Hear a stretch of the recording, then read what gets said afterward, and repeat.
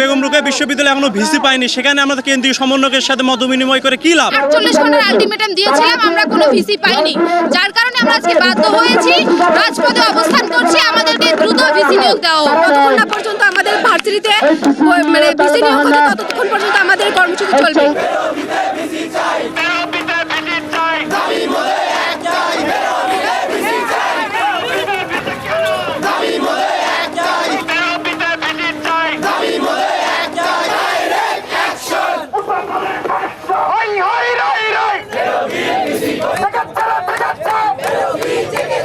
আমাদের বেগম রোকেয়া বিশ্ববিদ্যালয়ে এখনো ভিসি পাইনি, সেখানে আমরা কেন্দ্রীয় সমন্বয়কের সাথে মত বিনিময় করে কি লাভ? যেখানে আমরা এখনো পড়ালেখার সুষ্ঠু পরিবেশ পাইনি। আমরা ছাত্র, আমাদের মেইন কাজ পড়াশোনা করা। এই পড়াশোনার কাজে যদি আমরা না হয়, তাদের সাথে কেন আমরা মত বিনিময় করবো? এই জন্য আমাদের বিশ্ববিদ্যালয়ে ভিসি নিয়োগ হবে, তারপরে আমরা তাদের সাথে মত বিনিময় করবো। বেগম রোকেয়া ইউনিভার্সিটি আবু সাইদ ইউনিভার্সিটি, এই ইউনিভার্সিটিতে অতীতে অনেক বৈষম্য হয়ে আসতেছে। ইভেন এখনো আমরা বৈষম্য দেখতে পাচ্ছি। বিভিন্ন ইউনিভার্সিটিতে ভিসি নিয়োগ দেওয়া হলেও আবু সাইদের ইউনিভার্সিটিতে এখনো ভিসি নিয়োগ দেওয়া হয়নি।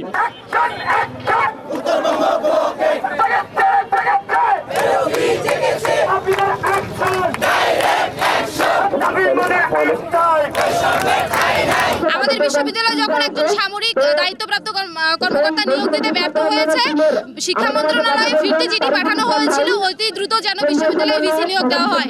এরপরে আমরা 5 দিনের আলটিমেটাম দিয়েছিলাম ভিসি নিয়োগ দেওয়ার জন্য, আমরা কোনো সাড়া পাইনি।